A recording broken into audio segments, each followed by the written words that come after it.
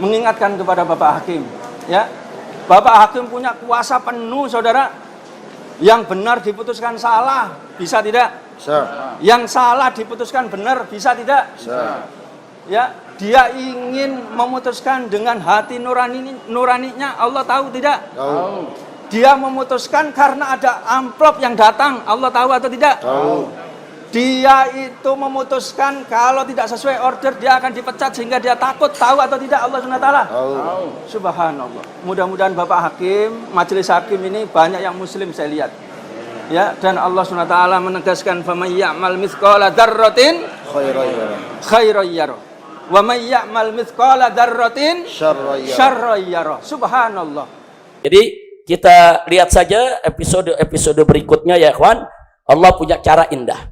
Allah punya acara ajaib ya ikhwan. Allah punya cara kadang-kadang yang nggak terlintas di benak kita. Allah punya cara kadang-kadang dikeluarkan yang dulu kita nggak pernah tahu kalau itu orang terlibat ya ikhwan. Kita nggak pernah tahu tuh kalau orang ini terlibat. Tapi Allah buka satu-satu. Yang kita nggak tahu jadi tahu, saudara. Dalam bentuk apa? Dalam bentuk dejavu. Dalam bentuk dejavu artinya dalam bentuk suatu peristiwa yang hampir mirip, hampir serupa ya ikhwan. Serupa cara menghilangkan buktinya, serupa cara membungkam saksinya, serupa yaitu cara-cara ngebohongnya, saudara, serupa cara-cara yaitu merekayasa dongeng kasusnya, saudara. Subhanallah.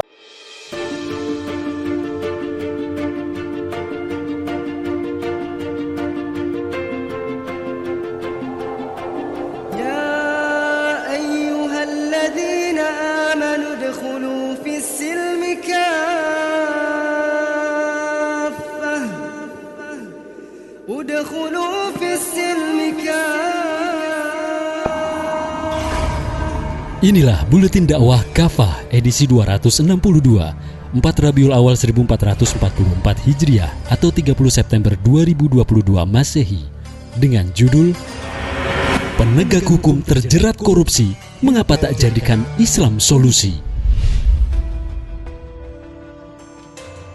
Korupsi di tanah air bukannya mati, tetapi justru makin menjadi-jadi. Prihatinnya lagi, korupsi justru dilakukan oleh aparat penegak hukum. Baru-baru ini KPK menetapkan Hakim Agung Sudrajat Dimyati sebagai tersangka kasus suap jual beli putusan di Mahkamah Agung. Ia ditetapkan sebagai tersangka bersama 9 orang lainnya, termasuk pegawai negeri sipil atau PNS pada kepaniteraan MA, pengacara, dan pihak swasta. Hakim Agung Sudrajat Dimyati bukan penegak hukum pertama yang terjerat kasus korupsi. Sebelumnya ada Jaksa Pinangki. Ia terlibat dalam kasus suap dan gratifikasi dalam kasus Joko Chandra, pelaku skandal Bank Bali. Pada awal tahun 2002, KPK juga menangkap Sekretaris Mahkamah Agung Nur Hadi. Pasalnya, ia menerima suap dan gratifikasi puluhan miliar rupiah. Penangkapan para aparat penegak hukum, terutama Hakim Agung, tentu mempermalukan lembaga peradilan. Penangkapan mereka sekaligus menjatuhkan kepercayaan publik pada penegakan hukum, terutama dalam pemberantasan korupsi. Pasalnya, dalam sistem demokrasi, hakim dipandang sebagai wakil Tuhan di dunia. Kalau wakil Tuhannya korup dan rakus, bagaimana hukum ditegakkan? Keadilan tumbang. Masyarakat sudah capek melihat tindak kejahatan korupsi tiada henti di negeri ini. Korupsi sudah seperti kanker stadium tinggi. Korupsi menjerat hampir semua lini. Apalagi ternyata korupsi justru melibatkan aparat penegak hukum. Berdasarkan data KPK, ada 34 koruptor yang merupakan aparat penegak hukum. Korupsi juga sepertinya lingkaran setan. Pasalnya, korupsi melibatkan banyak pihak di dalam berbagai instansi pemerintah dan penegak hukum. Karena itu ada peluang mereka saling menutupi kebusukan sesama kolega. Sampai hari ini, rakyat masih menunggu kelanjutan dugaan adanya aliran judi online di kepolisian. Pusat Pelaporan Analisis Transaksi Keuangan atau PPATK menemukan aliran dana sebesar 155 triliun rupiah dari aktivitas perjudian online yang diduga mengalir ke oknum anggota kepolisian. Sebelumnya, seorang perwira polisi di Polda Sumatera Selatan mengaku setiap bulan harus memberikan setoran kepada atasannya yang menjabat Direktur Reserse Kriminal Khusus atau Diskrimsus Polda Sumsel. Jumlahnya sebesar 500 juta rupiah setiap bulan. Ia sendiri menjadi terdakwa kasus dengan penerimaan suap atau fee 10 miliar rupiah yang diduga bersumber dari Dinas PUPR Kabar Musi, Banyu Asin, Sumatera Selatan. KPK yang jadi ujung tombak pemberantasan korupsi juga tidak bersih dari pelanggaran. Wakil Ketua KPK Lili Pintauli Siregar terlibat dalam sejumlah pelanggaran kode etik dan dugaan pelanggaran tindak pidana. Namun ia lolos dari jerat hukum. Ia hanya mendapat sanksi kode etik lalu mengundurkan diri.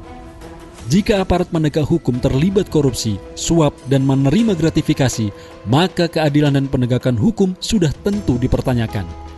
Indonesia Corruption Watch atau ICW melaporkan, sepanjang tahun 2020, rata sanksi yang diberikan kepada pelaku korupsi terlalu ringan, hanya 4 tahun. Pemerintah juga loyal memberikan remisi alias pemotongan masa tahanan terhadap terpidana korupsi. Pada bulan September ini saja, ada 23 terpidana korupsi yang bebas bersyarat. Khusus Jaksa Pinangki yang mendapatkan diskon masa tahanan hingga 60%. Pemerintah beralasan bahwa hal itu adalah amanat undang-undang. Peradilan juga tidak aman dari intervensi politik. Sering hukum berlaku tumpul kepada mereka yang bersama rezim, tetapi tajam kepada kelompok yang berseberangan. Islam tegakkan keadilan. Dalam Islam, kedudukan hakim amat penting. Ia diperintahkan Allah Subhanahu wa Ta'ala untuk berlaku adil dengan menerapkan syariahnya dalam peradilan. Allah Subhanahu wa Ta'ala berfirman, "Sungguh Allah menyuruh kalian menyampaikan amanah kepada orang yang berhak menerimanya, juga menyuruh kalian jika menetapkan hukum di antara manusia supaya kalian berlaku adil." Terjemah Quran Surat An-Nisa ayat 58. Selanjutnya Rasulullah SAW menjelaskan sekaligus memperingatkan para hakim tentang kedudukan mereka kelak di akhirat. Sabda beliau, "Sungguh hakim itu ada 3 golongan, 2 di neraka dan 1 di surga. Pertama, hakim yang mengetahui kebenaran lalu memutuskan perkara dengan ilmunya, maka ia berada di surga. Kedua, hakim yang memberikan putusan kepada manusia atas dasar kebodohan, maka ia di neraka. Ketiga, hakim yang berlaku curang saat memberikan keputusan, maka ia di neraka." Hadis riwayat Ibnu Majah. Nabi SAW juga bersabda, "Siapa saja yang menjabat sebagai hakim, sungguh ia telah disembelih tanpa menggunakan pisau." Hadis riwayat Abu Daud. Imam As-Sindi rahimahullah menjelaskan tentang makna dia disembelih tanpa menggunakan pisau. Artinya, dia disembelih dengan penyembelihan yang berat karena penyembelihan dengan pisau lebih mudah bagi hewan sembelihan, berbeda jika tanpa pisau. Karena itu, Imam Fudail bin Iyad berkata, mestinya hari-hari seorang hakim itu hanya terbagi 2, sehari di pengadilan dan sehari lagi ia habiskan untuk menangisi dirinya. Karena itu pula di mata generasi salafus sholih, jabatan hakim adalah jabatan yang berat. Banyak para ulama dulu yang menghindar dan menolak jabatan tersebut. Ayyub As-Sukhtiyani berkata, "Sungguh saya mendapati orang yang paling berilmu itu adalah orang yang paling kencang berlari menghindar dari jabatan hakim itu." Untuk itu, Islam memberikan sejumlah solusi dalam peradilan agar tidak menjadi masalah. Pertama, jabatan hakim hanya diisi oleh orang-orang alim dan benar-benar bertakwa. Sebuah musibah jika hakim dijabat oleh orang yang jahil dan rakus kekuasaan. Khalifah Umar bin Khattab radhiyallahu an berkata, "Siapa saja yang mengurus urusan kaum muslim, kemudian dia menyerahkan urusannya itu kepada seseorang karena kecintaan atau kekerabatan di antara keduanya, maka ia telah mengkhianati Allah, Rasul-Nya, dan kaum mukmin." Kedua, hakim hanya mengadili dengan menggunakan hukum Islam, bukan dengan hukum yang lain.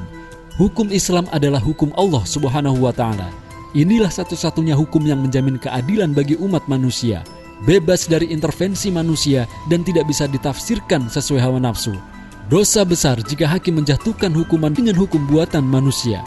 Allah Subhanahu wa Ta'ala berfirman, "Demi Tuhanmu, mereka hakikatnya tidak beriman hingga mereka menjadikan engkau sebagai hakim dalam perkara yang mereka perselisihkan. Kemudian mereka tidak merasakan dalam hati mereka sesuatu keberatan apapun atas putusan yang engkau berikan dan menerima dengan sepenuhnya."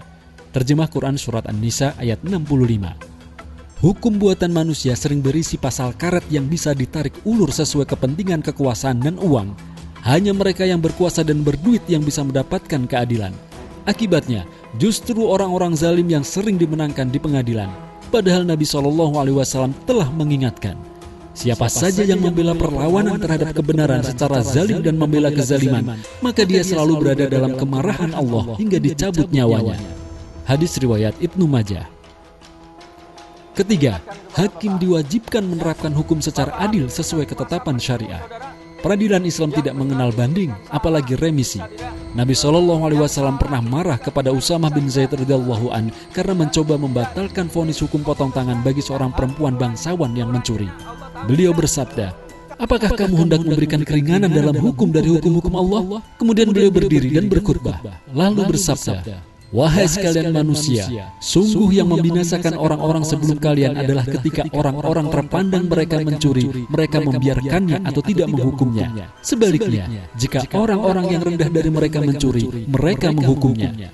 Demi Allah, sekiranya Fatimah binti Muhammad mencuri, sungguh aku sendiri yang akan memotong tangannya. Hadis riwayat Muslim. Keempat, khalifah sebagai kepala negara juga akan mengawasi dan mengaudit kekayaan para hakim, sebagaimana terhadap pejabat negara lainnya. Jika ditemukan penambahan harta yang tidak wajar, negara akan menyitanya sebagai milik Baitul Mal. Khalifah Umar bin Khattab radhiyallahu an pernah merampas separuh harta Abu Bakrah radhiyallahu an karena kerabatnya bekerja sebagai pejabat Baitul Mal dan pengurusan tanah di Irak.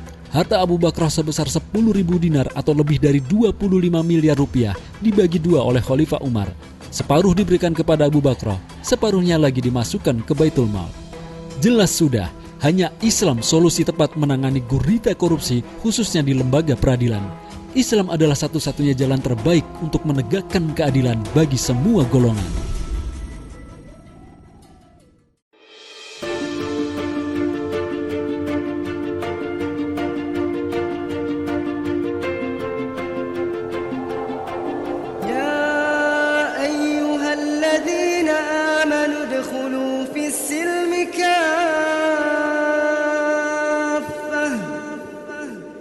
ادخلوا